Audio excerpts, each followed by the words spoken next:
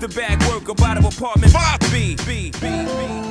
You're now tuned into the Apartment 5B podcast, where we chop it up about hip-hop, R&B, sports, love and life. Hosted by Kill.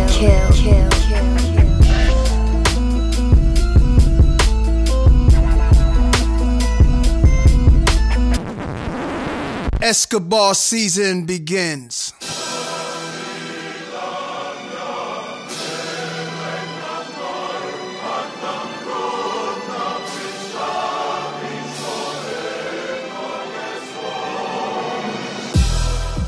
What's good? Y'all tuning Apartment 5B, hosted by your man Kill. Yo, I got my squad in effect with me. I got my brother Vern out of the ATL. What's going on, good brother? What's going on, good people? Glad to be here. Everything is good. Porsche, what's good, baby? How's it going? Everything's good. Nick, what's going on? What's going on, big bro? All right. My man Bezo, what's good, fam? Hey, what's good? Ain't nothing, I'm here. All right, y'all already know what it is, man. When Bezo hit me up like, yo, I gotta be on the show, you know it's about to go down. He was like, yo, Kill, I need on this week, so let's get this thing going. Y'all know me, let's get right into it. We are talking about Nas's newest album, Nasir, produced by Kanye West, 7 tracks. We know how Nick feels about the 7 tracks. So we will get into that. But before we go there, let's start off with some basic things, because there's going to be some good, the bad, and the ugly about this album. Where do y'all have Nas fitting in on y'all best MC ever list? For me personally, he's my number 3 behind Jay and Big. Vern, where do you have him? Okay, so I'm probably the only person on this panel that does not have like labels or ranks like that. I'll just say he has a seat at the table. He's in my top upper echelon, but as far as number 1 for, I don't have a number. All right, no doubt. Porsche, what about you? He's number 3 after Big and Pac. All right, no doubt. Nick, what about you? He's still he like right at 5 right now. I went back to his albums, and he kind of like falling back some. All right, no doubt. What about you, Big? I mean, I'm kind of like Vern, man. It's hard for me to put a number on it. Rakim is still number 1 for me, but I can't put him ahead of Kane and G-Rap. I could put him ahead of Big because, like I've always said, man, Big he didn't have enough of a menu for me to look through and be like, all right, this is better than what Nas did over this 20 years. Right. But he's top 7 easy. All right, top 5 maybe. All right, no doubt. Now let's do this, because one of the things I've noticed with reviews and things like that is, like, how were you anticipating this album? Like, I had some friends hit me like, yo, Nas gonna drop another classic. This Nas, well, for me, I wasn't there. I had 0 expectations for this album, like literally 0, because number 1, for me, the last Nas album as a whole body of work, I think so many people nowadays have gotten into the iTunes era of just good songs, but I'm still from that, putting in a whole album.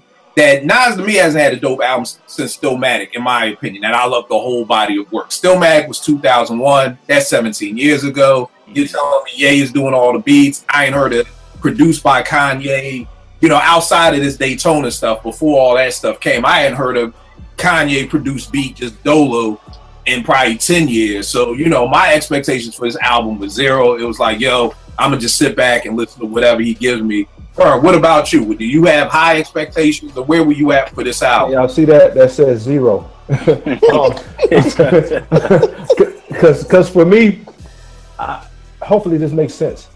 Nas is one of the best, but he's not one of my favorites at all. I mean, I respect who he is and what he's done, but he's not one of my favorites. So, I can't wait for another Nas. So I had no expectations. All right, no doubt. Porsche, what about you? I also had 0 expectations, only because it had been so long since he had released something, and Kanye is just off his rocker. So I have no expectations from Kanye at all, like ever. And then so pair them together, it's just 0 all around. So yeah, I didn't have anything.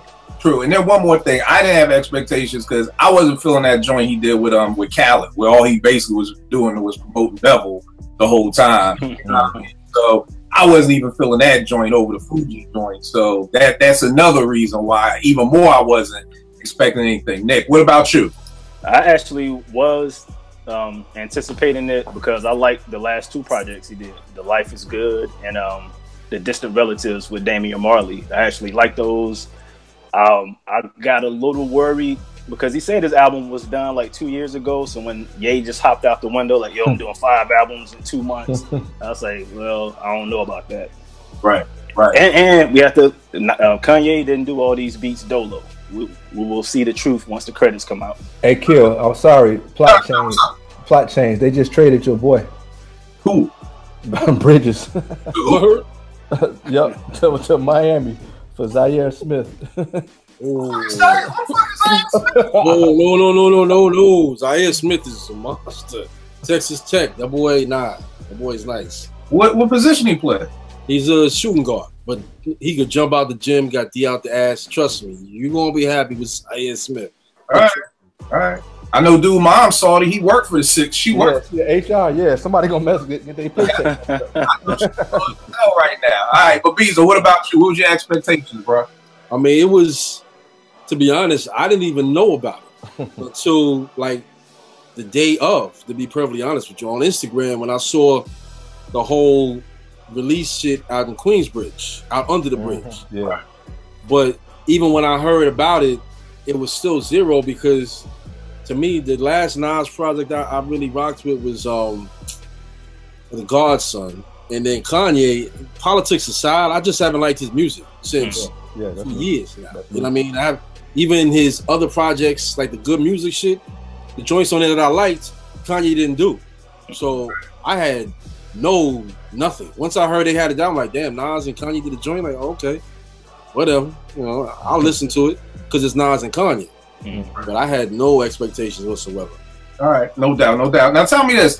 I saw something, somebody sent me something on Twitter because my biggest question was, how did these two even connect? You know what I mean? Because it was like, boom, I remember Ye talking about, okay, we're going to have Good Fridays, Pusha, Kid Cudi, Tiana Taylor. And then he just was like, yeah, and I did 7 for Nas. You know what I mean? And then somebody sent me something saying like that Kanye had promised Obama or something that he was going to do. Nas's next album, and I mean, it's a like real live article like that. He told Obama he was going to do an album or whatever like that. Because I'm like, I don't even know how these two even run in the same circles or whatever. I ain't never seen or whatever. I have a conspiracy theory behind that. I think to me, I can't help but wonder if it got something to do with Kanye and Jay's whole little beef. I don't want to call it a beef because I don't think it's really a beef. But whatever's going on between them, because that ain't no hip hop shit. That's some like me and you, Killer. We had a problem with each other on some life shit. You know what I mean? It seemed like more like that. It ain't like, yo, fuck killing his beats. It's like, yo, Kanye's on some next shit that used to be my man shit. Right. But my son was peeping this to me like he can't help but think that it got something to do with the Jay and Nas shit. And then Kanye, like, okay, I'm gonna go bless your mans. And then when you hear that, what's her name, Khalees, talking about all that shit she was saying that was going on with her Nas, but some of the shit was about like, yo, seeing her talking to Jay-Z, like getting at her about talking to Jay, just saying what's up to him. Right. So I think there's still some shit between Jay and Nas, or some grown man shit. Like, again, I don't think it's even music shit.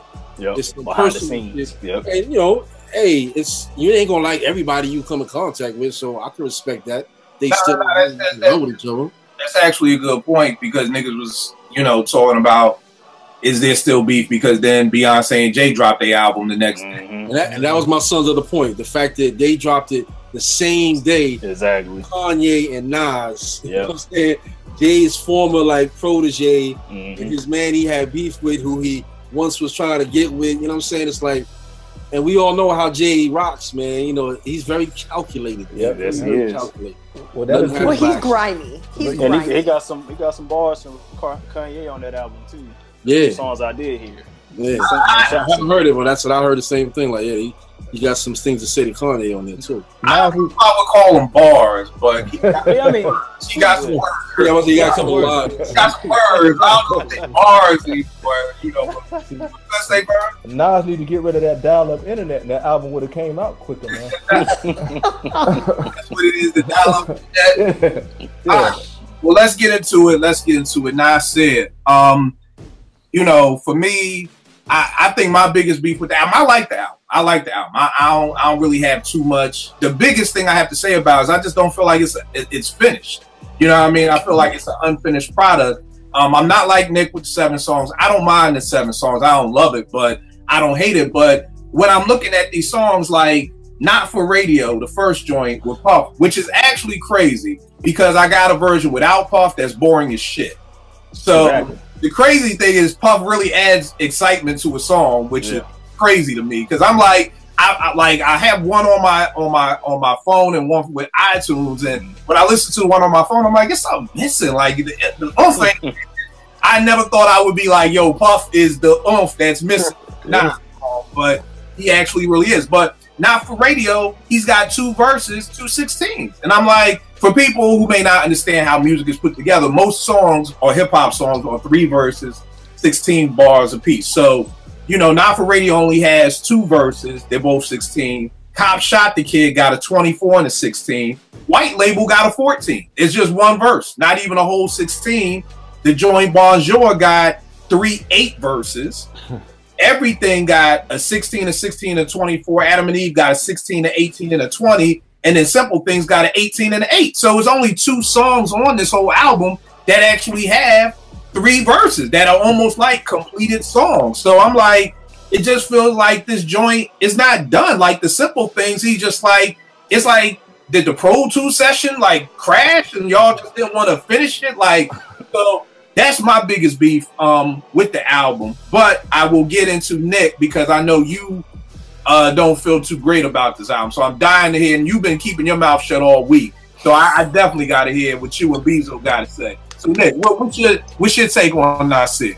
Well, if you're giving me 26 minutes of music, there's no room for error at all. Like you have 0 room for error. And I didn't like the song until Bonjour. That's the first song I liked. Like when on Twitter, Cop Shot the Kid and Adam and Eve, those were like the 2 main songs I kept seeing on the timeline. Mm-hmm. So when I get the Cop Shot the Kid, I'm like, this is what everybody going crazy over? Like, right. I mean, the Slick Rick sample is tight, but it gets annoying because it's like through the whole song. Yeah. Like if they would have dropped it out when Nas was rapping, brought it back for the hook, that would have been tight. Kanye should have just not done. He shouldn't have been on the song at all. Yeah.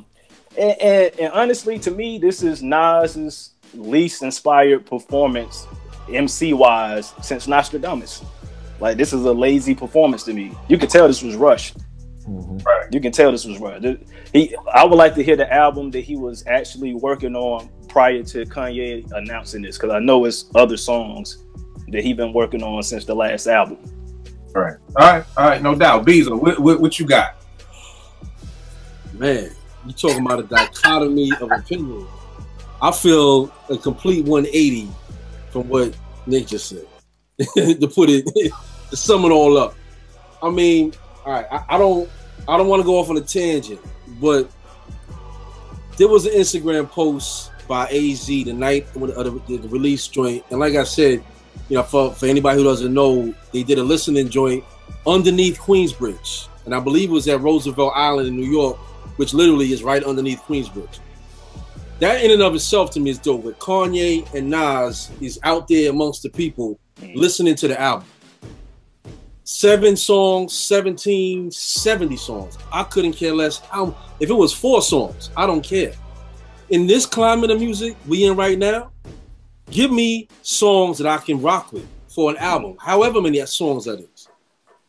I feel the exact opposite in terms of having worked with different artists, having worked with artists where I just send them a beat as opposed to sitting in the studio and working with an artist and me and him vibing, and having worked with artists where we rehearsing and coming up with a song just off of rehearsal music. To me, and I spoke to a couple of the producer cats that I know, and they said the same thing, that it feels like they didn't go in there with Kanye had his vision and like, all right, this is what I want to do, Nas, check this. And Nas jumped on board. Or Nas walked in the session like, yo, this is what I want to do. And Kanye jumped on board.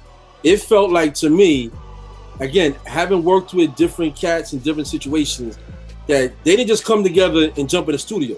They came, Nas went out to Kanye's crib in Wyoming, and they sat down over a meal or two, maybe spurned some trees, and just started talking. And talked about where they at in their lives and what they trying to do. Because the idea that this was some 2 years ago work of Nas's doesn't hold water when you listen to the lyrics, where Nas is talking about shit that's happening right now, that literally happened like a couple of weeks ago. before the album got released. So when I listened to it, songs like Everything and Cop Shot You, I'm like, I was getting upset with cats, and I'm sorry if I'm being a little long-winded with this, but it's like I've been really feeling this for a minute, man. But it's like I've been talking to a lot of different cats, man, from my generation, and I was getting upset with niggas like, yo, fam, all we've been doing for years is complaining about the state of shit and what niggas is giving us musically. And here it is, one of the most iconic MCs of all time in Nas, and fuck Kanye's politics. We're not going to even think about that. Just musically, nobody who is considers themselves a hip-hop head could dare question Kanye's track record as a producer in hip-hop and his influence and his innovation in hip-hop. So you got two innovative cats that have meant a hell of a lot to a few different generations of hip-hop coming together and just giving you 7 songs that are relevant. And it's like, my son is 25, and he's like, yo, I love this shit, because he's like, Dad, I hear songs in it that I know you would love. I hear songs that I love. I hear songs that I know my little brother loves. And like that song, Everything and Cop Shot, yo, I've been complaining for so many years that these niggas nowadays talking about bullshit when there's so much going on in the world. And finally, not just any MC, but Nasir Jones and Kanye West did 2 songs talking about some shit. Yo, I let my daughter listen to Everything and listen to the hook, like listen to what he's saying in the hook. Yeah, fuck Kanye's politics. I can't even get on Nas with the whole domestic violence bullshit, but listen to what he's saying in Everything, that hook. My daughter listens to that, and that shit is inspiration. And Nas talking about Cop Shot You. Yo, yeah, you know, Jay did this shit about Khalid Brown and all this and that. But in terms of music, the music will resonate longer, because that's what these niggas are. They MCs, they're recording their music, recording artists. Jay-Z putting some money into a project, a documentary. All right, that's dope. But nigga, you an MC. Nas is an MC. Kanye is a producer and an MC. These niggas took their craft and put some shit that, yo, is so goddamn relevant. And all I was seeing was people complaining, oh, I can't download it here. I can't get it from there. Oh, it's not long enough. Oh, it's... Yo, I'm like, yo, what do y'all niggas want? And y'all wonder why Jay Electronica ain't dropping no new shit. Fans don't appreciate nothing. Everybody wants everything exactly how they want it.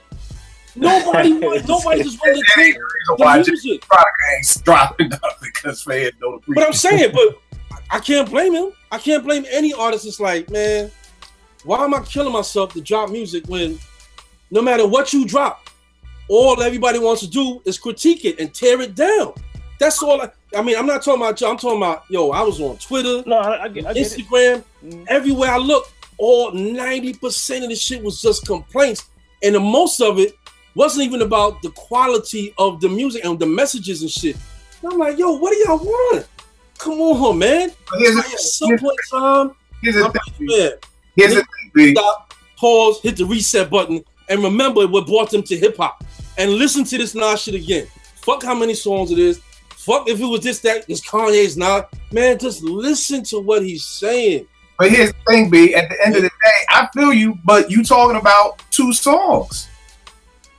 Those 2 songs are relevant issues. But the rest of the album, Bonjour, I love that shit. I love Bonjour. I don't care if it's 6 bars. I don't care if it's 4.5 bars each verse. I don't give a damn. One of my favorite J. Cole songs is 1 verse. But that's my shit. I don't listen. Well, here's the thing. I feel what you're saying about people complaining, but I want to get to Vernon Porsche, and then we'll get back to that. But I think one of the things, and I'll say this, and I'm mad because a couple people weren't able to make it. The thing that I realized, that the people who I kept hearing from the most who didn't like this album were all MCs. So one thing that I try to do when I look at complaints and when I hear different things, I try to see if there are any dots to connect. So one of the things that I saw, that all the MCs I knew did not like this album. They said, nah, it sounded, Yao said he sounded like Cormega. He sounded lazy. He sounded unfocused. I had MCs saying, yo, you take the 7 most trash songs from Nostradamus is better than this shit. Now, of course, I don't agree with that. I'm like, I think we're going a little bit far, but but that's my point. Is niggas want to tear it down and make their point so bad that they got to take the absolute worst and compare. Are you kidding me? Like, yo, for real? This nigga talking about nigga cop just shot a nigga in Pittsburgh 2 days ago. I got you. Like, what do I want? No, like, what do niggas want anymore, man? I don't get it. That's the part I'm lost on, man. I don't get it. And I hear what you're saying, Kill, but at the same time, it's like, yo, how old is that nigga Nas? This ain't 19-year-old Nas just working out the projects in Queensbridge, man. Hold on. Man, you know what I'm saying? Many fucking L's and shots of Hennessy and real life shit. You know what I'm saying? Like, come on. I get to that, but again, my beef, like I said earlier, if you gonna make an album, make an album. Do that shit the right fucking way. What's wrong with it though? But why is it not the right way? What's the right way then? I only like 14 bars for a song. Fournette ain't coming to your crib recording 14 songs. But why do we have to put parameters on how long this is, how long that is? It's like, yo, it's like that's what I said on Twitter. I'm like, because I heard these other cats was talking that shit. I said, look, yo, fam, if Halle Berry came knocking on your door on a Friday night, say, yo, you can have me tonight. Nigga, you gonna complain like, oh, I can have you for the whole weekend or the whole week? Never mind. Go ahead with all that shit. Hell no, nigga, you wanna take what you can get. Come on, man. Come on, man. That's what I'm saying. It's like, niggas put too many parameters on shit. It's music. It ain't nothing but noise, fam. In its essence, it's nothing but noise in a mathematical sequence. So no matter what number you put it at, as long as you put that heart and soul into that shit. Right. To me, well, here's the thing with me. There's not enough heart and soul into this shit. Yeah. That's the problem. There's not enough heart and soul in this shit to me. You talking about they sat down and chopped this up. About what? The nigga, this shit is not finished. Bet money. I bet you every fucking record I own, if we got Nas in here on some real shit, that nigga would be like, nah, bruh, you right. This shit ain't finished. This shit is not finished. I disagree. There's no way, no nigga. And it might, you know how Kanye was doing the last album. Because why wouldn't he have then done more songs? You think they went into the studio and recorded songs? Kanye promised this shit out. The same wait. So you honestly think they went in there and recorded 7 songs and like, all right, it's a wrap? Yeah, I do. I got to get back to the crib. I do. They went and recorded 7 songs. Again, for the third time, I do. This is the same nigga who took a picture of his album cover going to the album release party. This is the same nigga who told Pusha T the night before your album's dropping, I'm changing every fucking thing. That's Kanye Steve's. So again, I hear what you're saying, that you like it. I'm glad you like it. But I'm just saying that you got to give me more than a 13. Ain't no MC coming in here like, yo, I got 13 bars. Where the fuck is the rest? Why? Why does it matter? That's what I don't understand. My favorite, like I said, my favorite Joe Cole. You know, one of my favorite Rock Kid songs is Paid in Full. How many verses on the song Paid in Full? One. How many verses? Okay. How many times? Now listen to it. You listen to you complain. All right, it's not 3 or 4 verses. How many times? This is what I wanted. Now keep going. How many times has that happened in hip hop? It doesn't matter. It doesn't matter. See, you looking at it. Okay, well, you know what? Then let's do this. Let's take every second and third verse off Illmatic and throw that shit away and just let it be one fucking verse. If that one verse is that shit, then that's what it is. I think the first verse from New York State of Mind is perfection. That's what it is. So why we gotta put so many parameters on something that, like I said, in its essence is not. It's what Sadat X said it. It ain't really nothing but noise. It's just put in a mathematical sequence. So when you go in there again, it's like, you know. When we finish working on our album somewhere in Philly, you good if Driz drop a 4-bar verse as long as you feeling it. It is what it is. Okay, if it's an extended, it's like when Ray and them cats started doing these like hooks that were basically like short verses. You know, it's like when Pete and Primo and De La was doing the little interludes. Not bad. You wanted more, right? When you heard the interlude to the basement, you wanted more of that shit, right? But it is what it is. Sometimes you go to the restaurant and the appetizer is better than the meal. You're right, B. Well, I can tell you. So I'm not gonna hold nobody. I've had relationships and conversations with people that lasted 5 minutes. That was better than the conversation I had with somebody that lasted 2 hours. Talking about music, I want more than one verse. That's just me. That's just I'm saying. I'm not gonna put especially in this climate. We living it right now.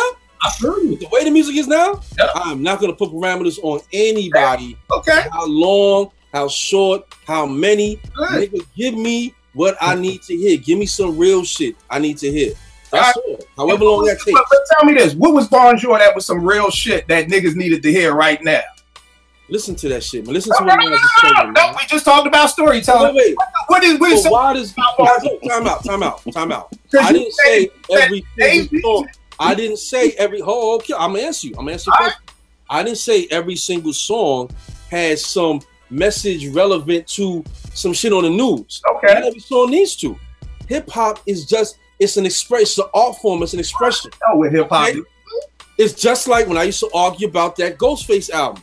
Why does because it's Ghostface have to do some extra hard gangster? Why can't the man do a song about relationships and shorties? Like, why is he pigeonholed into doing this? That's what happens to actors. I seen Tay Diggs was on De Sousa and Miro the other night. And one of the things he talked about was like, yo, he went to his manager. He was like, the biggest mistake he made early in his career was that he kept changing managers, because everyone kept promising, oh, I can get you that role. I can get you that role. When he was realizing, yo, all I'm getting are black roles. So he decided, you know what? I'm going to make a concerted effort.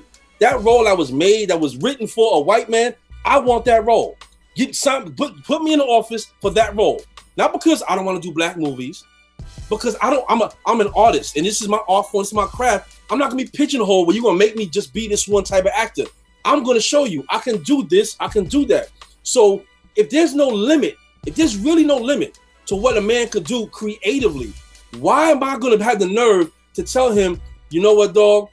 I feel you, I love your old shit, but my man, you ain't give me enough. All right, cool. Enough. Like, I need you to talk to me for 2 hours for 90 minutes instead of 26 and 30 seconds. I need more from you. Or if you can't give me more, I don't want anything. That to me makes no sense. I'm sorry. Especially in this climate of hip hop. You keep talking about this climate. We're talking about really one song, the Top Shot the Kids. Nah, dog. All right, big. I'm not just talking about messages like it gotta be some shit on new. I'm talking about just new, because not every song is like on Stillmatic. One of my favorite joints. We talking about Nasir. I'll give you an example. Like Stillmatic, he has some shit where he's going at Jay. He has some shit where he's talking about some real life shit. Nobody's saying Nas got to be the spokesman for the black community and talk about every issue that's going on in the black community. Bonjour is just good music. It's just some good music shit. Why can't he do that for 3.5 minutes? Why does he have to go to this route? He can go wherever he wants with it. You know what? It's the same way we would hear them Pete interludes and be like, yo, why ain't this a whole fucking song? This shit is so dope. I know we had those conversations. I never complained about it. You never said that shit. I never complained about that. The rest of the world, the rest of society, we were the ones like, oh, God damn it, Pete, play that beat long. That shit to me was just like, like I said, sometimes the appetizer. I know.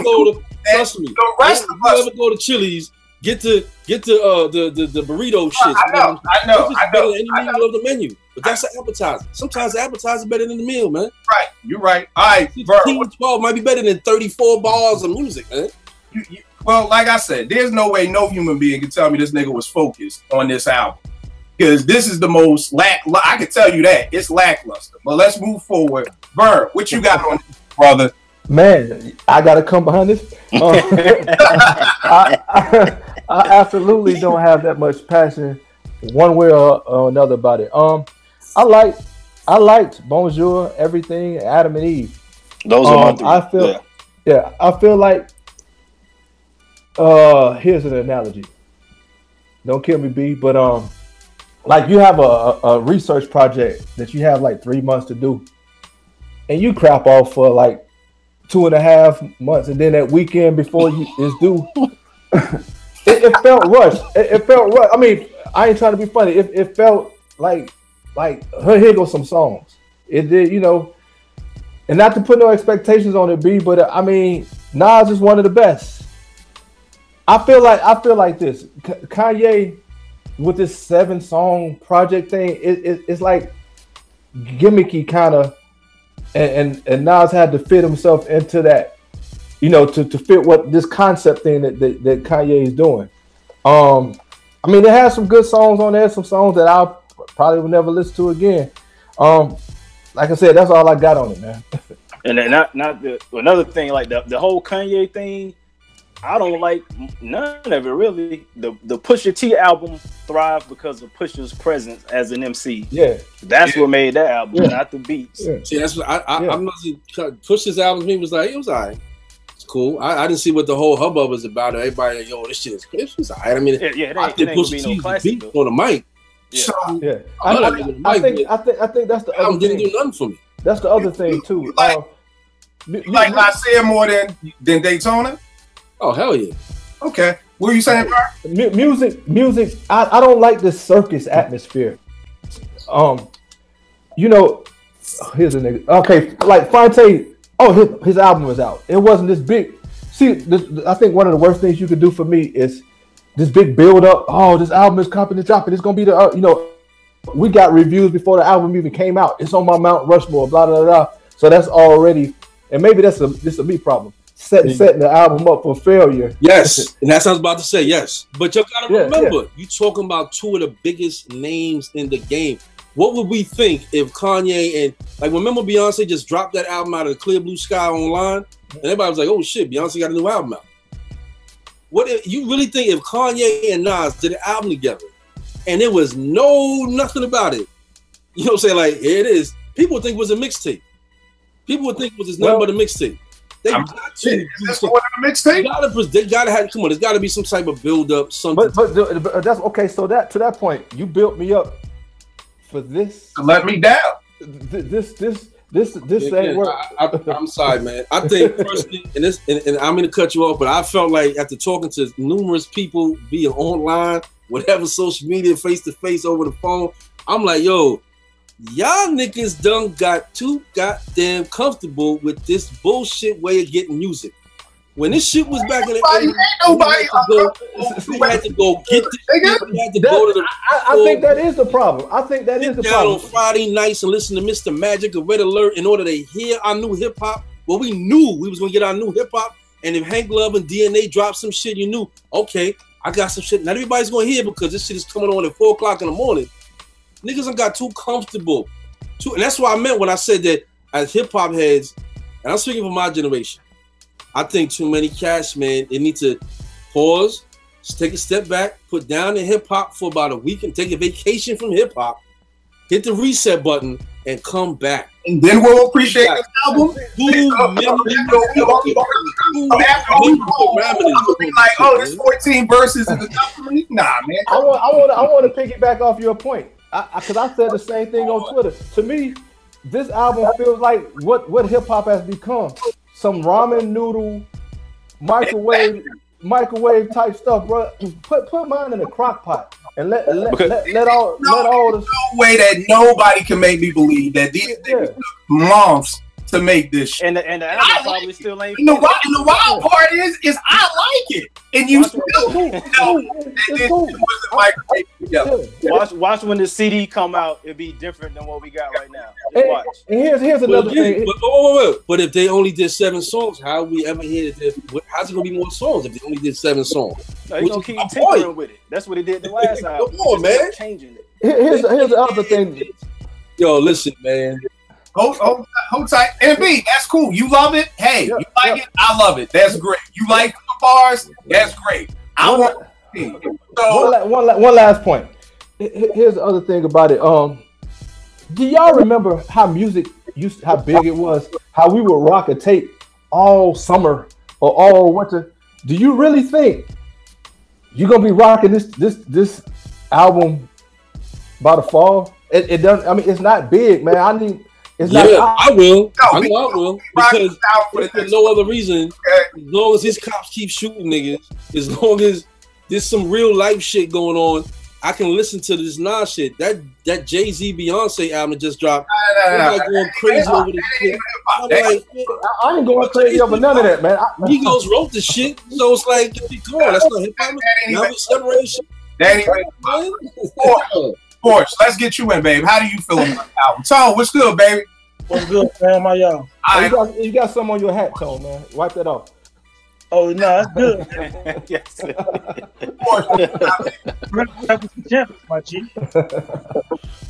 What you got, Porch? I think I'm like a mix of all of these opinions. So I think there's definitely elements to each track that makes it really good. But I think that there's also elements that are up for critique. Like everything has 1 minute and 30 seconds of just singing. Of absolutely nothing, but like you could take that off and it would do absolutely nothing to the song. So, you know, there's like certain things that I think made it up, like it set it up for sort of like getting critiqued this hard. But at the same time, like I do think that there are tracks like Cops Shot the Kid that are really good. There are elements that needed to be said. I kind of agree that it is sort of, well, not sort of, it is very relevant. But at the same time, I think Nas didn't really, I mean, after a hiatus this long, I guess, was hoping that there would be a little bit more maturity there. But then there wasn't. Like, he's still rapping about putting 20K at the Bellagio, and like, I don't know, it just seemed like, have you aged and grown and learned from like all of the drama that you've been through? Like, I don't know, I feel like his previous albums were a little more mature than this one in certain ways. So that I didn't really love. And then, but yeah, I mean, other than, like, I do have to say this because I always get on Puffy for being Puffy, but on this first track, I was so surprised that I actually didn't mind what he was saying and that he was actually there. When I heard, I mean, I saw people say, "Oh, Puffy's on a track," before I actually heard it. And I was like, oh, geez, this is going to be brutal. And then when I heard it, I was like, oh, this isn't bad at all. Like, I'm pleasantly surprised. So I liked that aspect. Kill need to send you the version without Puff, and then you will thank Puff. Yeah, it's really bad that Puff added a lot to a Nas song, but yeah. Yeah, usually Puff gets in the way. And I'm always like, God, like, is there any way to Photoshop him out or, like, edit him out of everything? But in this, I was like, nah, that was good. Like, I'm kind of glad that he was there. I feel weird saying that. But yes, I liked it overall. I did like the album overall. I do have to say one thing. I speak French, and so when he said that one line in Bonjour with that French line, I almost wanted to like punch myself in the face because he said it so bad. And I was like, yikes, I wish you had like a French-speaking friend to help you with this. But anyways, that's all. And you know what? And here's the wild part to say it again. I actually like the album, but there are some negative things for me too. All that goddamn singing, man. Yeah. Did an Audacity and chopped hat. Who the fuck is Handsome Playboy? Or whoever the fuck is this nigga, the world famous, whoever the fuck is singing all over Bonjour? That's the dude that be with. Sound like the dude is on all Kanye stuff. Whatever. Like we made. I thought it was that dude. The song on We Made You, Tony. Yeah, Tony Williams. Somebody. Yeah, Tony Williams. And they're singing on everything. I love it, but it's like 2 minutes of that. But you know, that's what it is. Tone, what you got? Okay, I don't like the album. So if you know me, anybody know me, know Nas is my favorite MC. But damn, I waited for like 5-6 years after Life is Good, and this is an EP. First of all, I don't care about this new wave 7-song shit. 7 songs the EP. If it's not 10 plus songs, it's not a damn album. Okay. So the energy felt like a Kanye West album featuring Nas. All right. So that's my take on it. It didn't feel like an Escobar album. It was too much long, unnecessary singing. Some of the tracks, it just felt unfocused. Nas rapped out of pocket several times on the album. His flow was not dope at all, and I was very shocked by that. Now, of course, some subject matter is gonna hit because it's Nas. So Cop Shot the Kids, other inspirational joints here and there. I get it, but there's a lot of over braggadocious rhymes on this album too. You know what I'm saying? There was a little too much for Nas to me. The mixing on the album was not good. For when Cop Shot the Kid, they need to remix that shit because they rushed. You know what I'm saying? The loop, the Cop Shot the Kid is louder than Nas' verses. If you go back and listen to it. You know what I'm saying? So it felt like Kanye was still playing with the album all the way up to they had that listening outside of Queensbridge. So the project was very rushed to me. Obviously, there's a couple of gems here and there, man, but the 7 songs, for Nas Escobar, oh, it's definitely a letdown to me. I won't be listening to this shit 5 months from now, like continuously riding in my car like I did. It Was Written and Illmatic and Lost Tapes. It's not on that kind of level. I mean, this is low level Nas to me. Like hip hop is dead and damn. It's not even on Godson level to me. You know what I'm saying? So I was very disappointed by the album, truthfully. You know, so it just didn't have the energy of a Nas album. It sounded like a Kanye West album. And the wild part to me is that I don't know if I can't remember last time I've seen an album like this that people are so split down the middle. I know people who love it. Like, people call me crazy when I'm like, yo, I rock with it. I like it. You know, like I said, my only beef is that I just feel like the rhymes are just crazy short, and that ain't Nas's MO. It's not like this nigga's the hit you with 8 bars, that's the whole song type dude. So, but then I know so many people who hate it. And I guess, I'm on the end of it who likes it, but then like I said, I've talked with people who I know are heads, people who Bezo are our age, who went to Morgan with us, niggas you know that are like, yo, this is trash. And I'm like, come on, y'all, trash. Like, I don't know. Oh, that was my beef. Is that I've been hearing cats. I'm like generation talking that shit. But I feel like we use trash and classic. It's two things. Yeah. I would never call it trash. It's not trash. Right. I wasn't saying you thought. It's solid in the sense of, you know, for the average listener, I would say it's some solid joints on there. So it's not a whack album. Don't get me wrong. I'm saying I personally don't like it because, again, my expectations high. When I think of an album, like I told you guys a few shows ago, an album is an experience to me. I put it in my car, I ride around with that joint around the city for like an hour, just kind of get the vibe and the energy on it. And when I tried that with this Nasir joint, who is my favorite MC, I just didn't feel it like that, man. So I mean, you know, it's okay to me. You know, so I'm not mad at him. I wasn't saying you. I was just from talking. Like, people are like, yo, like, I don't want to put nobody's name out there, but a lot of people who I know were like, yo, this is trash. And I'm like, I feel like everything now is either classic or trash. I agree. You can't. That was kind of, not to cut you off, Kill, but that was kind of my point. That it's like, I think as fans of the music, we've gotten so hypersensitive to wanting to hold on to some shit with dear life, like, no, this is dope as shit, and if you critique it, you a hater, or you hate the shit, is garbage to you, or it's like, oh, that shit is straight trash. Like, there's no in between. You can't just like, yo, nah, that shit is dope. I fuck with it. I don't like them 2 songs, but it's cool. The night this shit dropped, I was coming up the Jersey Turnpike. I didn't have my Easy Pass, so I had to go through the toll, and I pull up, and it's a young cat listening to the album. So I stopped and said, yo, fam, like, how old are you? He's like, 25. I said, what you think of the album? He's like, yo, I love this shit, man. It's like, yo, he talking some shit that my generation could vibe with. And he said, he's like, and that's been the problem with like the older generation, because I guess he thought I was younger. He's like, the older generation and my generation, you know what I mean? It's like, people act like it's gotta be one or the other. Like, if you doing this type of music, it's for the older generation. If you doing that type of music, it's for the younger generation. It's like, but yo, I like what Nas did. He's like, I got songs in here like I know older heads gonna like, but like, yo, this shit, some of these shit's just like for me, my generation. And that's what some of these singing and all that shit, that's where the music's going to, man. We can love, and that's why I brought up the Jay and Beyonce shit. We can try to separate the shit, but when you got Migos and Jay-Z on the album, Migos writing Beyonce's lyrics, it's no longer just R&B. It is hip hop with somebody singing, but it happens to be Beyonce. So I think as fans, we've gotten too caught up in putting parameters like it has to be this, or if it's that. If it's not like this, then it's like, yo, at some point we gotta just put away all of that shit, all the expectations, all the parameters, all the limitations. It's gotta be, and just listen to the music. Just listen and listen to what's being said and how it meshes with the melodies. And is there a nice hook? Does the chord progression, is it on point? The transitions, are they there? And when I listen to it, I'm sorry. And I'm not gonna sit and act like I'm some savant and everybody else is taking a back seat to my opinion. But I'm like, from my experience in listening to music from the 70s to hip hop, from the very beginning to then actually making music, trying to be an MC at one point and then becoming a producer and working with artists and working with name artists, working with no-name artists, working with other producers, cats who play instruments, cats who can only hit a button on the keyboard.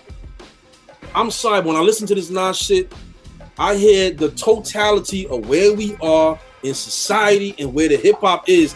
And this is what it is. And that's my point, that it's like, yo, as fans and lovers of hip hop, at some point, we gotta chill with all this expectations, and it's gotta be this, gotta be, and just take it for what it is. And that's let me say one thing. Here's the problem with that, B, is that there's always gonna be expectations. Like, thinking expectations ain't gonna exist is bullshit. When you go to the Garden and you pay all that money to see Steph Curry play, you expecting that nigga to drop 40. And if he drops 10 and he don't play, but that's why I'm different. I don't do that, man. I don't do that. I don't do that shit. You the sole person who goes to the Garden, don't expect shit. I don't want to see Curry drop 40. No, I want that nigga to be held to 4 points, my nigga. I'm sorry, not the Knicks. Dropping 40 on my Knicks. Hell no. Not against the Knicks. I tell you this. I paid a rack of money. Shit, man. I paid a rack of money when the Sixers were playing with Larry, when Iverson was with Larry Brown. Paid a lot of money for me and my girl to go. Got to the fucking game. Found out Iverson had a fight with Larry. He wasn't fucking playing. Expectations are always gonna be there. I expected to see that nigga fucking. Well, that's different. No, it's not different. I expect. That's a different kind of expectations. I said that obviously went and he looked hung over and only put up top 4 15. That's one thing. I expect Nas to come with doper shit than this. I feel that, but that's not a good analogy. No, I'm just saying, you feel that. You feel that's like Nas got an album and he's only on 3 songs. The rest of the album is somebody else's shit. I expected Nas expectations. Those expectations Nas to come with doper shit. Those expectations that you told my Iverson. That's like when I went to. Okay, forget about it. I'm sorry. Let's go back. Shorty wasn't there. He wasn't there. The Helter Skelter wasn't there. I'm like they dancing around the wave. I expected Nas to come. You cost me 25 to see them dance before. I'm like, nah. Expected Nas to come with doper shit. That's the point. Here's the thing. And what you're saying is you want us to accept what we were given. It's like going to grandma's house and Auntie Janie make fucking. I'm not accepting that shit. Here's the thing. Grandma to make. You talking about grandma's house? When grandma gives you $5 for mowing the lawn, taking out the trash, you just doing that. Don't complain, nigga. It's your grandmother. Take them $5. My fault, so. This is how the episodes used to be. I gotta pause for a second. I gotta move to another room. So I'll be right back. What I wanted to say, because there's a rapper, I won't even bring his name. Nick, I fucking hate you, man. he came from the same angle of, as fans, we should just, they're an artist, they can grow. Man, listen, I haven't bought a Kanye West album. 808 was the last one. I don't have to listen to anything that came after that. He can do whatever he wants to do. He has the freedom to grow and expand and I can, and that doesn't make me less of a music lover or less of a hip hop. Do what you do.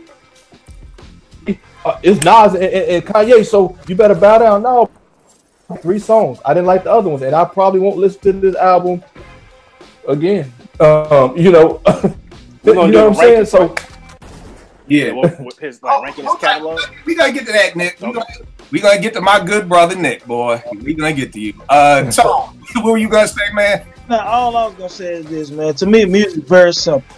Either the shit is dope or it's not. That's it. That's it. Man, so I don't care about all that, dog. I'm in my mid-40s too. I've been around this game a long time. Know a bunch of industry who've been hitting me up recently about Nas. I won't name some of these people because I don't do that. I don't care about all that. You know what? But Tom, can I say something real quick for you? Yeah. I do see Ninth Wonder is salivating at getting the acapellas to this. Oh, it's gonna be. I already heard some stuff, but anyway, so that's gonna put us to sleep. So a lot of people not feeling it in the industry, but nobody's gonna disrespect Nas. You know what I'm saying? But my point is this: to me, music is very simple. When I put the shit on, either I think it's dope or it's not dope. I don't care who produced it. I don't care who wrote it. I don't care who the artist is. You know what I'm saying? I know plenty of cats who not even famous make dope music. So when I heard the Nas album, I just wasn't impressed. Yeah, okay. Some subject matter is okay. Nas always famous for subject matter. But at the end of the day, I don't like the album like that. I mean, I'm like, it's not whack. It's a solid effort, I guess, from a great MC who I expected better. But again, when I listened to it the other night for like 3 times, His flow is not dope on the album like that. Some of the lyrics are good, but he's rapping out of pocket. The productions on some tracks are overproduced. You know what I'm saying? The Cop Shop the Kid, the message is dope. If you go back and listen to this shit in your car, it's louder than his lyrics are. It's drowning his words out. These are facts. You know what I'm saying? And this is from people who I spoke to and other engineers who have listened to the album and came and hollered at me about it. I agree with them. You know what I'm saying? I just don't think it's a dope project like that. It's solid. You know what I'm saying? But that's my opinion. You know what I'm saying? So to me, it's simple. I put some shit on. It's dope or it's not dope. All that shit don't matter. All right. So Bezo, how many mics are you giving this album? We got mics. Out of what? Out of 5? Yeah, out of 5. Like 4. All right. 4. All right. Tone, what you giving it? 3.5, I guess. All right. Nick, what about you? 3? All right. Mics. Porsche, what you got? 3 mics. All right. And Vern, what you got? All right, so we said it's 7 songs, and I like 3 of them. Right. Oh, you doing math? You doing Jay-Z math? He doing. You doing this 7 divided by 4, carry the 1. I give it 0.82. I'll just say 3. I'll just give it 3. All right. And again, I like the album. I give it 4. My only beef is that I wish that there was less singing and just more rhyming. But now what I want to talk about is this, because like I was saying earlier, I can't remember the last time I've seen an album that's kind of, I'm sure it has to be something, but Bezo, I know you remember this. When Jay dropped the Hard Knock Life out, and I always call that the split in hip hop, because that was like, up to that album, I feel like all of us hip hop heads all agreed on everything. And Bezo, I remember being at your crib with Shy and Roots, and we were on the side like, yo, these Swiss beats are whack, and Roots was like, nah, this shit is the future, this is the wave, and everything like that. And that was the first album that I really saw like divide hip hop down the middle. This is also something that I'm seeing dividing hip hop down the middle. I'll actually really, in 2 of the MCs I wanted to be on the show, and they couldn't make it because they're on the West Coast. But you know, like, they really are like that. This album was trash. That Nas sounds horrible. That, you know, this is the worst effort they've ever seen from him, from an MC lyrically. You know what I mean? And they were getting on me like, yo, how do you like this shit? You know what I mean? And I'm like, I don't know if it's because I'm not an MC, so I'm not looking at the technical standpoint. Do I think Nas is as sharp? Nah, but my expectations isn't for him to be as sharp as he was, you know, 25 years ago.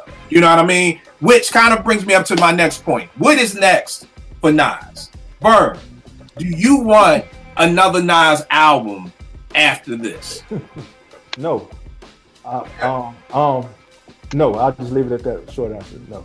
All right, cool. Because I'm going to come back after the end. I did some research on some things I want to talk to y'all about. Porsche, what about you?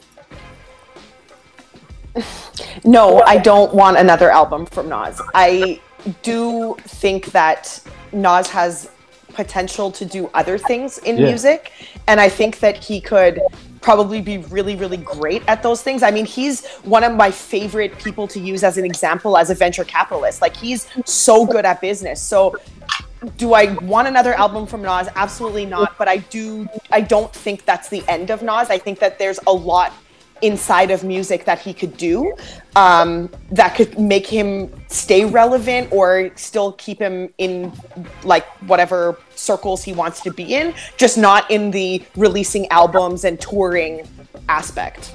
All right, Nick, what about you? Yeah, I mean, I agree with some of what she's saying, but I think he can still tour. Like, I don't want another album. He don't need to make another album. He got like a catalog. He just tore that shit. You don't have to make new music. You got that's true. A ton of music that fans love. That's true. You can tour forever. He need to be in executive mode. Just find young talent, mold them, and put them out. Kind of like what you're doing with Dave East. Right. And then hit a verse here or there. I mean, Frankie Beverly, you know, all white tours and stuff like that, and then drop a verse here or there and bring somebody else up. He's paid his dues. He's paid his dues. He's one of the greatest. He's one of the greatest, and nobody can take that away. He's on the Mount Rushmore. Yeah. So he doesn't have to, and there's no knock on him. It's like a player who's an excellent wing player can dunk on everybody, bro, now he's backing people down in the post. I don't necessarily want to see him like that. I don't have to see him like that. Let me go out with you hitting that J against Byron Russell. I don't need to see you number 45 and watch. Right. All right. Exactly. All right. Tone, what about you? I absolutely want to hear another Nas album. This can't be the end. You know what I'm saying? Like, you know, I don't want to put a limit on this. Like, like this. My number one keep it out like this. Not like this. I know, I'm just saying, Nas is one of the, that dude was one of the golden childs coming into the hip hop game, man. This dude still got it. I just feel like he captured a little too much of Kanye's energy in this project, and Kanye drove the project. I would love to see him get back to some of his roots, like some of the tracks that was on Life Is Good, some of them joints he did with No ID and Salam and whoever else. You know what I'm saying? Nas can still rhyme. Nas concerts right now are better than they used to be back in the day when I used to see him live. He's a better MC on stage now because he understands his stage presence is better. You know what I'm saying? Nas can still rap. I just don't like the project the way I felt like I would have liked. Yeah, absolutely. I hope it's not his last album. All right, I'm gonna come to you in 1 second, but I want to add one more thing. Like another thing I noticed about this is why I don't like reading reviews, because the reviews of this album, I don't think I've read one that didn't bring up the Khalees issue. It's like I get that y'all upset. Y'all want him to speak on it. If that man don't want to speak on that shit, he don't got to speak on it. And I feel like that ain't the reason why I don't like the album. There's other reasons, but I feel like a lot of people don't like the album because of that. Right. And I've seen it in I've read a lot of reviews about that too. And didn't really see how. I don't know why people would think he would respond to it through the music. Through the music, exactly. So that's it.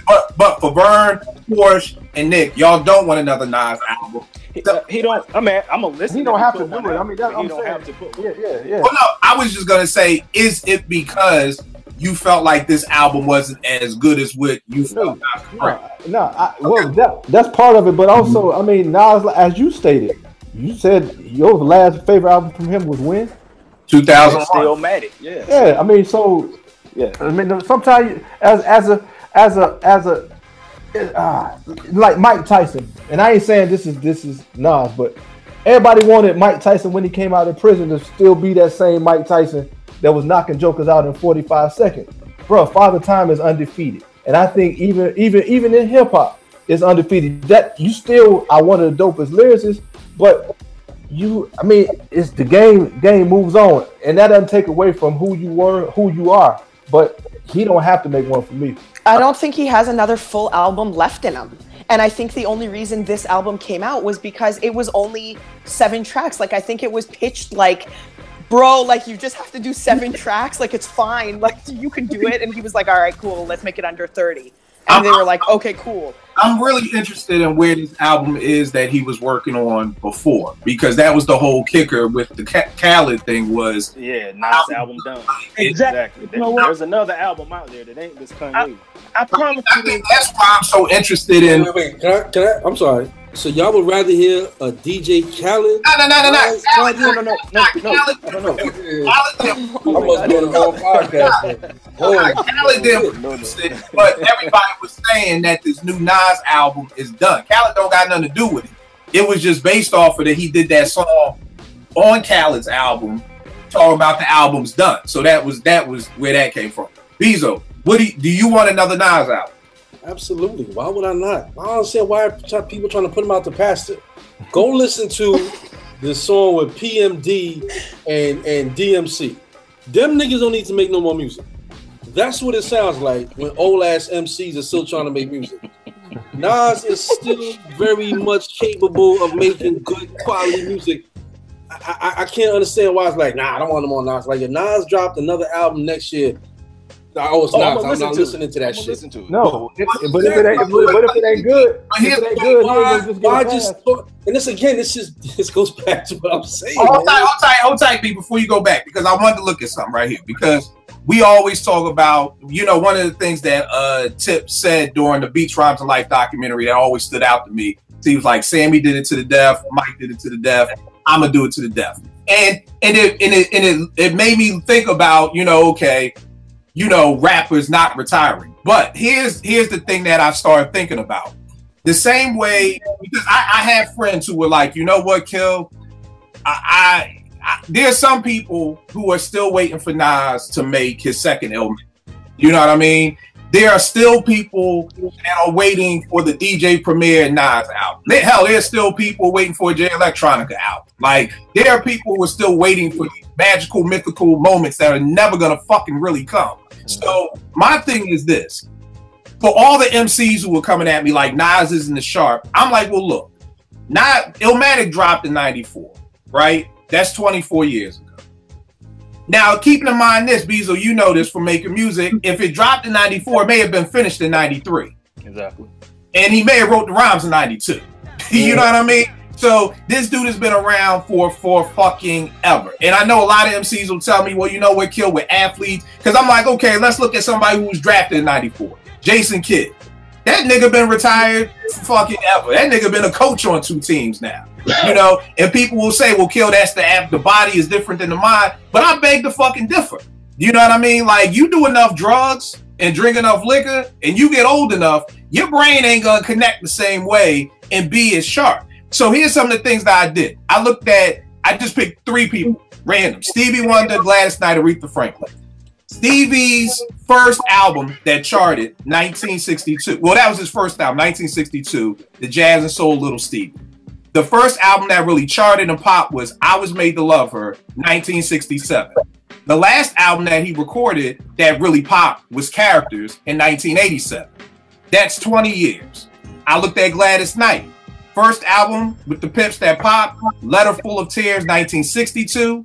The last album that popped was Visions with Save the Overtime for Me, 20 years. Aretha Franklin, first charted, 1965. Last album that was popping, Who's Zooming Who, 1985.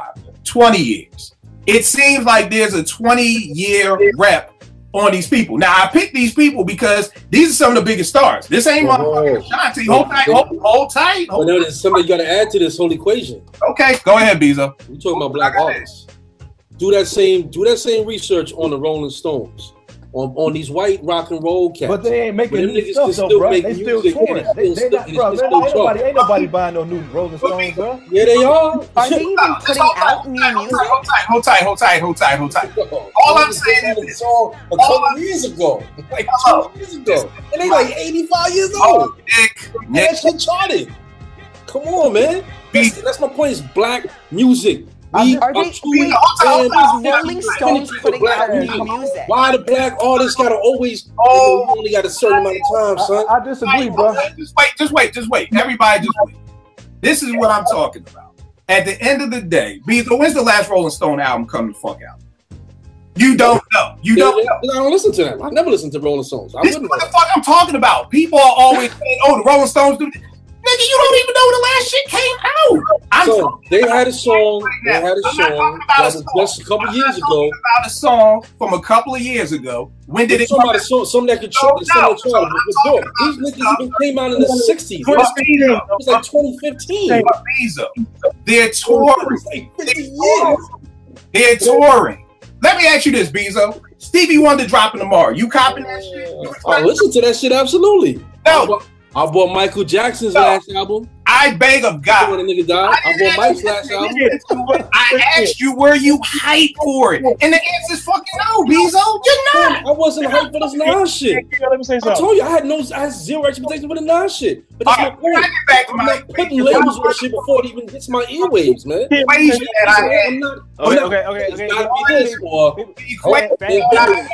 Family. Was that Look, I got Rolling Stones dropped the album in 2005 that went platinum.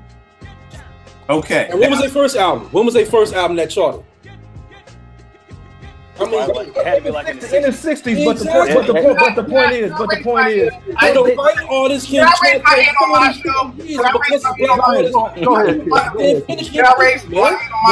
That just proves my point. I'm just wondering if I could just raise my hand. Here's the problem. Let me explain something to you, and I'm glad I wrote this down. Stevie Wonder, Nick, what year did you say? For Rolling Stones? Yeah, Rolling Stones. 2005. Was that new material, or was that like? No, hold tight. New album. That was a new album. I got something for this. Stevie Wonder's last album, A Time to Love, was 2005.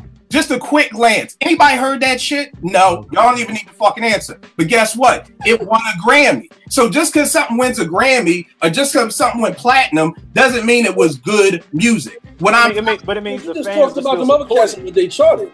Hey, Kill, let me. You brought up Gladys Knight and the Pips and the other artists because of when they charted. But it just validates my point that. What's your point? About this black. He's saying the white fans support their artists. Yes. Here's the problem. Here's the thing. Here's the problem with people that gets me. We would need somebody white on who listens to the Rolling Stones to talk about this. Because here's the problem. Just because something went platinum doesn't mean that they enjoyed it. And if it went platinum, why has it been, 12 years since they put it out? I know. The moral of what I'm saying, I'm going to come to you, Tone, is that it looks like the span of making good music. There's a fucking different definition of good music and shit that goes platinum. Just because it goes Kill. You don't think there's any validity? Hold up, Kill, but you don't think there's any validity to the fact that black music and black artists are treated differently than white artists by both the fans and the entertainment industry? Seriously? Yes or no? Do you think there's a difference between the way black artists are treated by both their fans and the industry compared to how white artists are treated by their fans in the industry? Yes. And that is my point. But here's the point. To make that point, can you fucking listen to the people you talking about? You're telling me about the Rolling Stones and gonna sit here and tell me I don't listen to the Rolling Stones. I have albums from them. I'm not a fan of their music. Yo, motherfuckers eat at Burger King. You ever ate at Burger King? Fuck no. That in no way illegitimizes or legitimizes my argument versus yours. Again, my point is the fact that the white artists have a long shelf life because they are allowed to both by their fans and by the entertainment industry. That's my point. Is it also? Let me get this. Let me get the tone. Let me ask you this, Bezo. So since we don't support, so when the next Stevie Wonder album comes out, are you buying the shit? Because then you'd be part of the problem if you said no. No, I wouldn't be part of the problem, Kill. Like I said, I bought Michael Jackson's last album before the nigga died. So when Stevie Wonder comes out, are you buying? I say that. I bought Michael Jackson's album, and just the other day, I was listening to 3 cuts off of the last Michael Jackson album. But why you let when the new artist has been out since the 60s, are you buying it? Are you buying it? Yes. I bought Michael Jackson's album. I didn't ask about Michael Jackson. I asked about Stevie Wonder. What does it matter? It's black. Michael Jackson is not bigger than Stevie Wonder. They're not two iconic black artists. EPMD is iconic, but you just said yourself the EPMD run sound old, but they had all these. No, the shit just sounds terrible. Go listen to the song. Bro, so you think white people, you think the Rolling Stones sound as good as they fucking did in 19? No, they don't. Bro, Chicago and other acts like that tour all over the time. They ain't putting out new. They not putting out new stuff, bro. Those Rolling Stones fans that bought that album and made it go platinum in 2005. I guarantee you 90% of them were fans in 1960, whatever the fuck, when they first dropped their shit, and they rocked with them and supported their favorite group. Bro, great point. They don't sound as good. That's fucking common sense because they fucking did all them drugs. You ain't buying a new PMD because it sound like shit. So basically what you're saying is black folk need to buy everybody's shit that comes out. No, that's not what I'm saying, Kill. I didn't say that. That's what I meant. That's what I would have said. What I said, again, my point is one thing. Please don't add on to it. It's just one thing. Black artists are not supported by both their fans and the entertainment industry the same as white artists are supported by their fans and the entertainment industry. Period, point blank. That is my sole and single solitary point. I understand what your statement is. Whatever artist you want to put in the black category, I can tell you this. Artist you want to put in the white category. That is my sole point. The way an artist is going to define support is if you buy my album. So I'll take your quote and add you one. So since that's not the only way to support. That's not it. That's the only way to support. Okay. Not the entire album. Not an album. While you go into the shows. Okay, While you buying, you downloading a few singles off the song, that's supporting also. That's buying the shit, nigga. That's buying the shit. Like, I don't understand. This is not fucking algebra. Hey, let's hold it for like I told you, I bought Michael Jackson's last You want to buy it? How many of y'all bought Michael Jackson's last album? I didn't, because I didn't like it. I got Michael Jackson on my wall right now. And just like I'm from Gary, Indiana. Here's the thing, everybody. Michael's working with Dark Child. Bezo I bought that shit. album, and that's that. I bought that shit because I said when I bought it, I listened to. I said, you know what? It's Michael Jackson. This nigga has shown improvement to me. He's an incredible artist. The nigga can sing. I didn't buy Whitney Houston's last shit because she can't sing from all the cracking shit she was doing. Well, here's the thing, Bezo.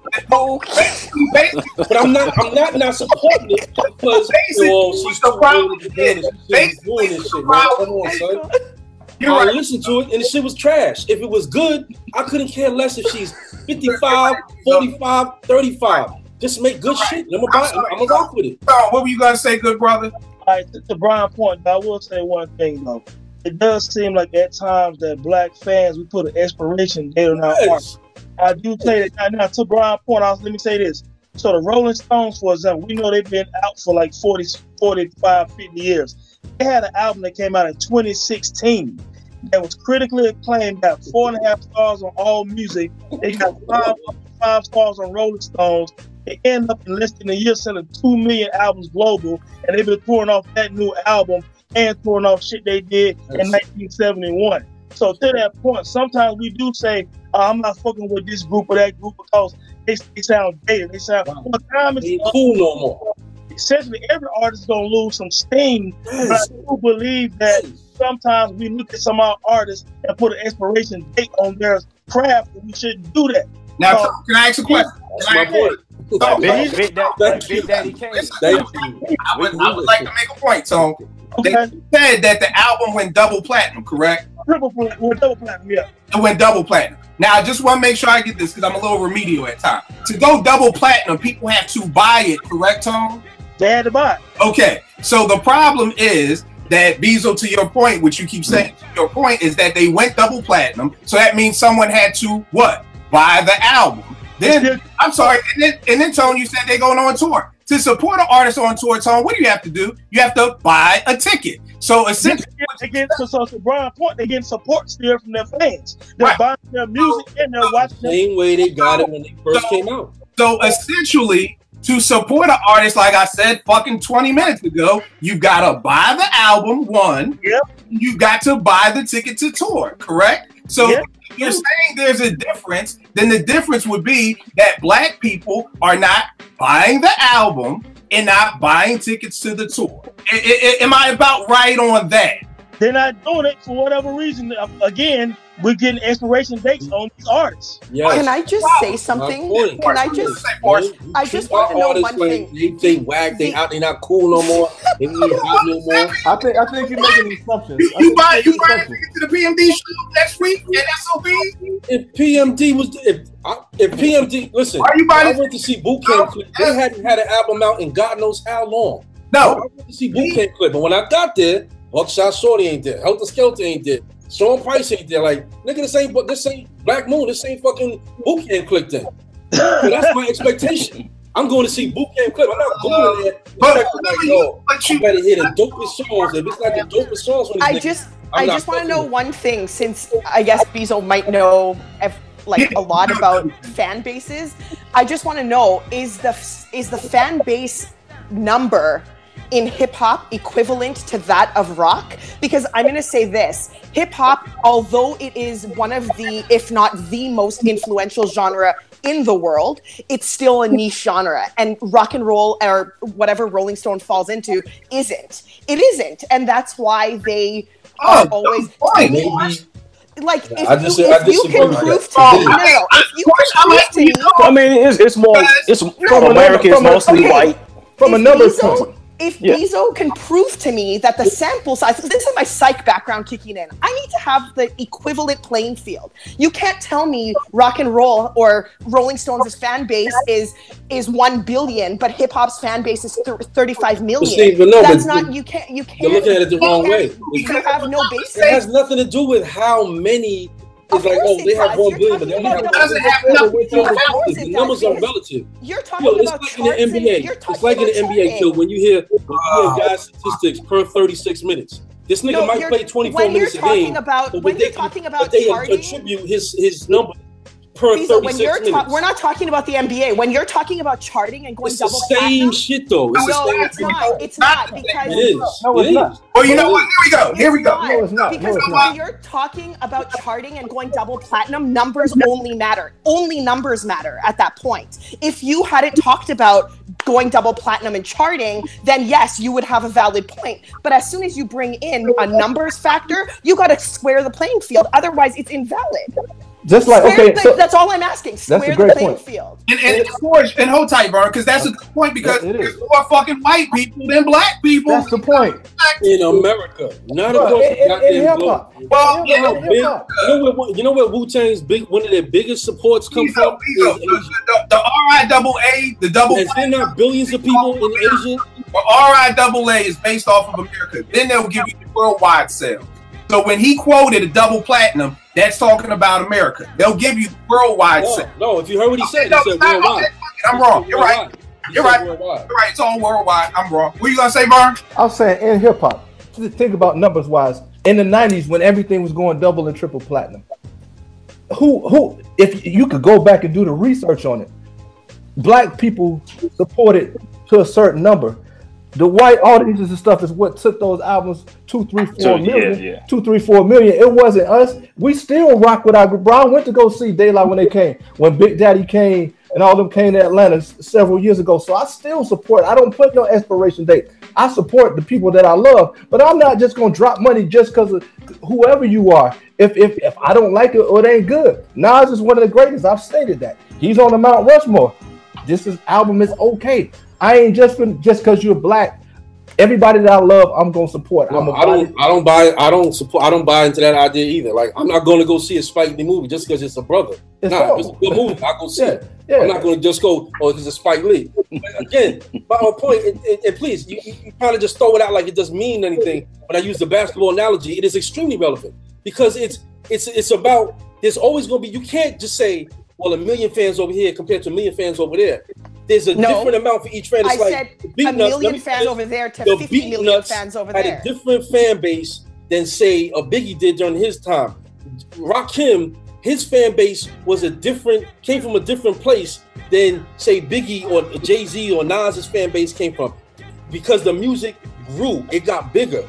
But if you're going to tell me that I can't compare the way the fans of Rakim treat Rakim's music compared to the way the fans of Nas treat Nas' music, simply because Rakim came out at a time when niggas was going gold, and then Nas came out at a time when niggas was going platinum. Like, oh, you cannot compare the two because of the numbers. That's ridiculous. You can't. That's all like relative. You have to have relative. Porsche, here we go. We talking 2 different languages right now. Yeah, we are. I was just gonna say that, but it's cool. Give them all your information, good brother, where they can get at you, man. If you need your album, bro, get with this nigga right here. Bezo, give him everything, good brother. I don't need to know shit, goddammit. Leave me the hell alone. You don't know me by now, don't worry about it, man. That's on the other side, man. So, give him everything, good brother. Hey, man, IntoTheDome.com. Also, B-Roll Network on YouTube, That Time in Hip Hop. Into the Dome Twitter, man. That's it, Yeah, give him everything, man. Kill will have it linked up on Twitter and IG. It'll be on the post next week. When y'all see me in the tweet and the retweet, that's me, goddamn.